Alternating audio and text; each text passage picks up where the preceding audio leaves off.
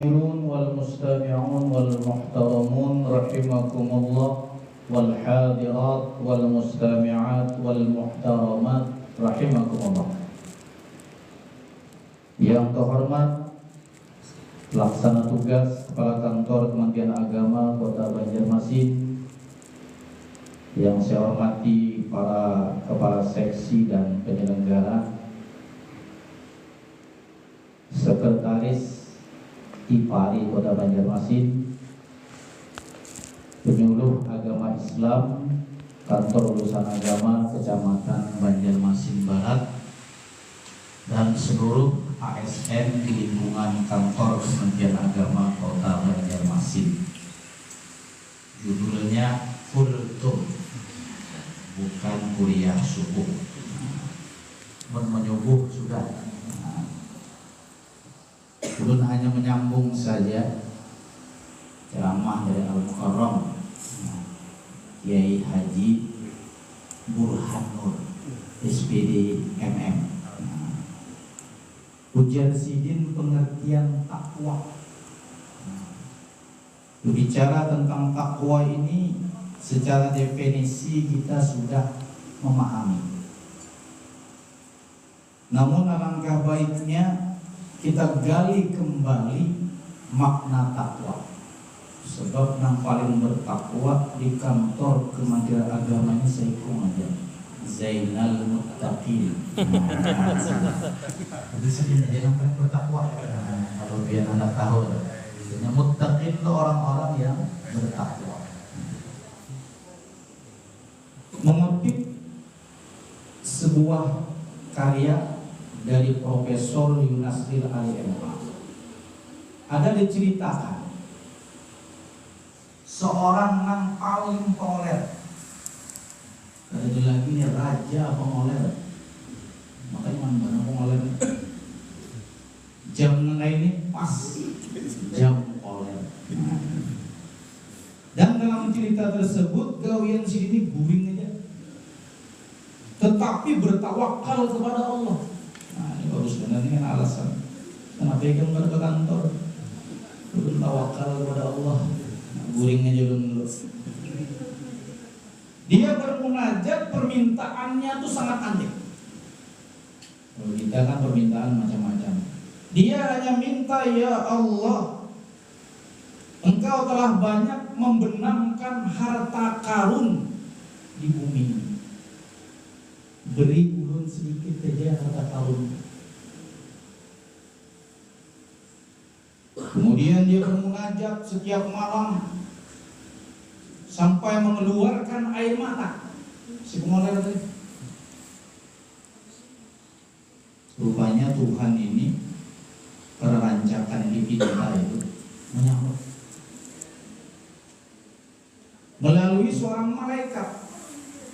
Dia menemui si pengoler tadi. Kenapa orang bakal pengoler? Ngarannya ada dalam kitab tuh. Jatah ngarannya ada sambat.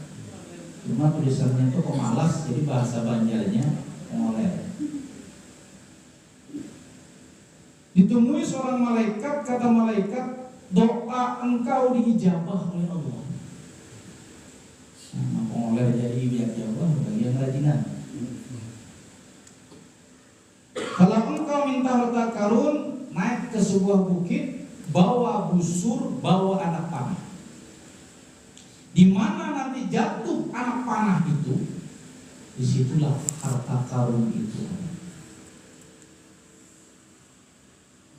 Karena mimpi, kan mimpi ini bisa wujud, bisa kada. Tapi yang menemui ini malaikat, lupa nama malaikatnya, Hatifah kan? Hatifah kalau salah, malaikat Hatib namanya. Nah, hanya Hatifah itu beginian malaikatnya, ini Hatib. Atau jangan malaikatnya ngarannya yang lain, nah itu macam-macam. Ringkas cerita, dia bawalah busur, dia bawalah anak panah. Dia bingung menafsirkan mimpi tadi. Dilepaskan anak panahnya, kemana arahnya? Dengan keyakinan yang kuat dilepaslah anak panah dari menuju kiblat. Lalu jatuh. Nah, dilihat, nah di sini digalilah pada tengah hari menggali.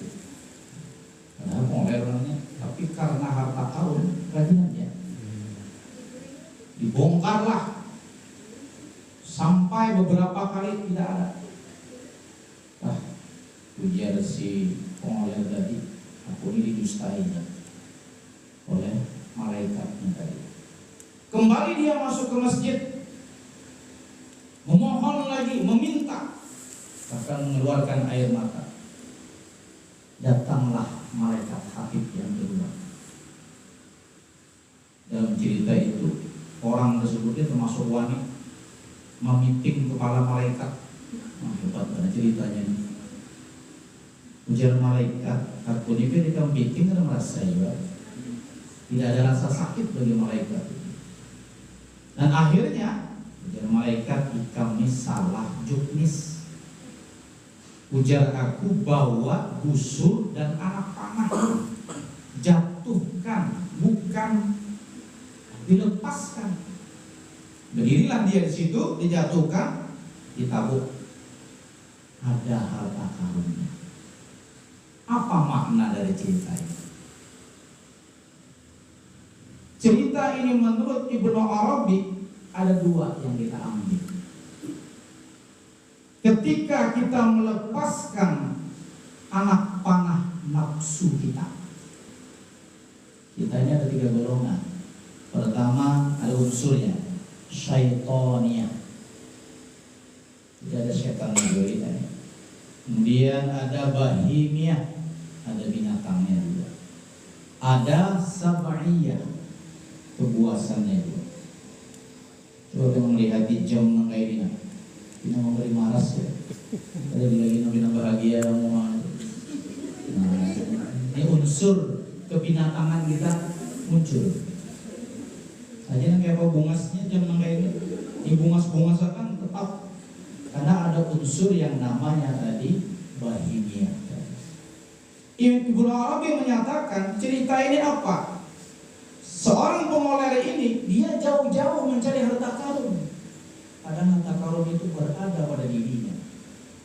Ketika dia mampu melepaskan nafsu syaitaniyah, bahimiyah dan sab'iyah, dia akan mendapatkan wiqayah.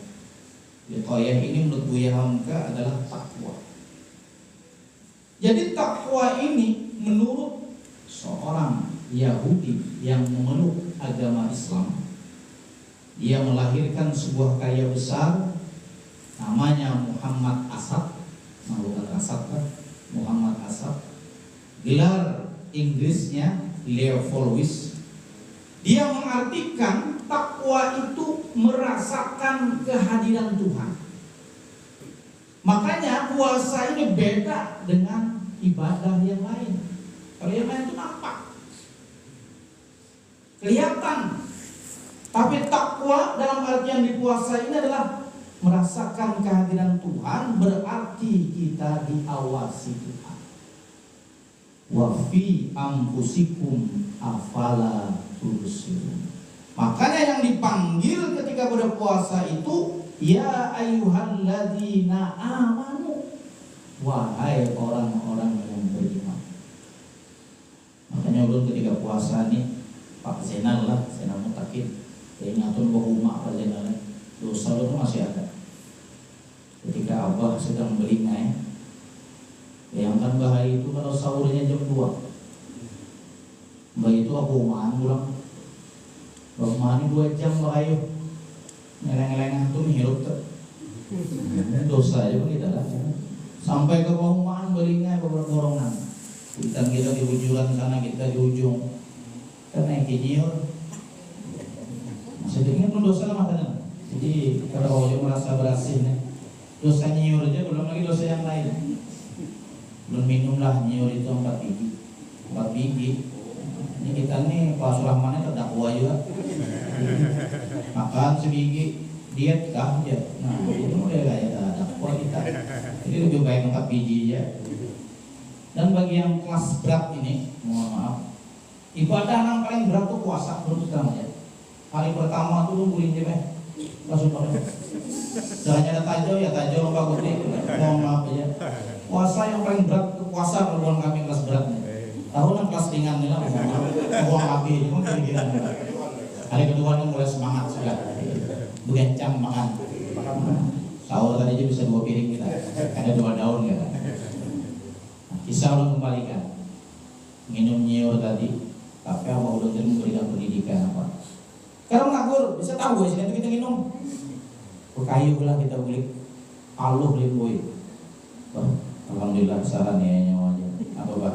Mengaramat nyawa di sini. Enggak negara pernah lagi melihat kurang kayu limboi balon nih. Enggak setengah hari itu begawi lah.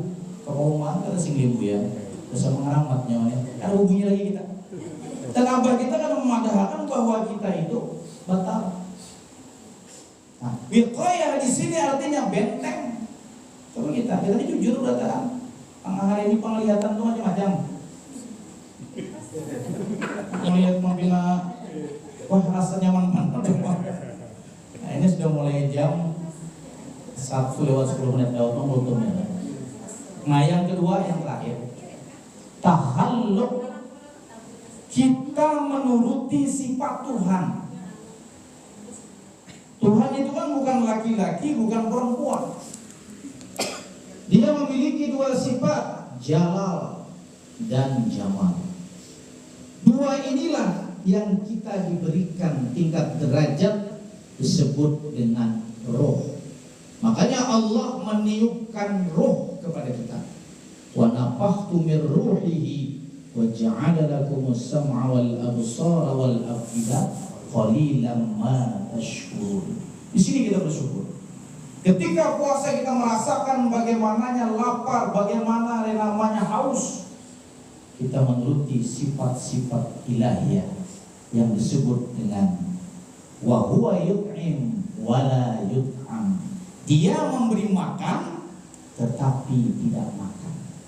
Nah ini namanya puasa sosial. Jadi mudah-mudahan kita, apalagi ada program nanti festival Ramadan. Festival Ramadan itu kita menyisihkan sebagian harta yang kita miliki dalam bentuk paket. Nah, kalau pang dia kalau minta paket, ini mohon maaf pang dia lah, jangan nukar paket, mengharap paket juga, umpama lah. Nah, ini sebagian saja. Kalau kita ingin menyisihkan, nanti taksirnya ujar Kiai Ismail 150.000 sampai 200.000. Ini pesan sponsor aja Pak, mengingatkan. Nah, mudah-mudahan apa yang kita kerjakan di hari yang ketiga atau yang salah kita yang mungkin ada yang hari keempat diterima dan dijabah oleh Allah Subhanahu wa taala. Jadi makna takwa itu adalah memelihara diri dan merasakan kehadiran Tuhan dalam kehidupan kita sehari-hari. Ini saja, wal-'afwu minkum wallahul muwaffiq ila aqwamit thoriq. Assalamualaikum warahmatullahi wabarakatuh. Al-Fatihah.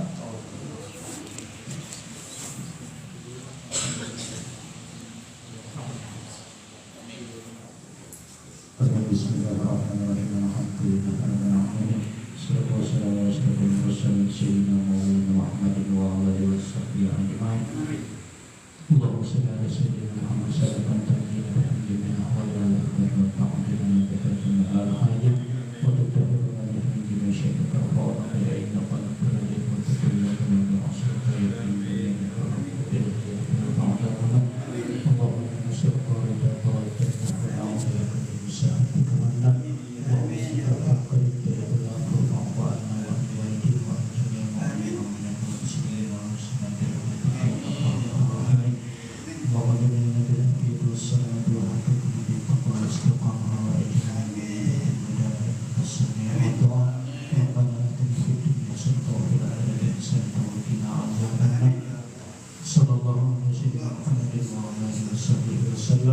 Subhana rabbina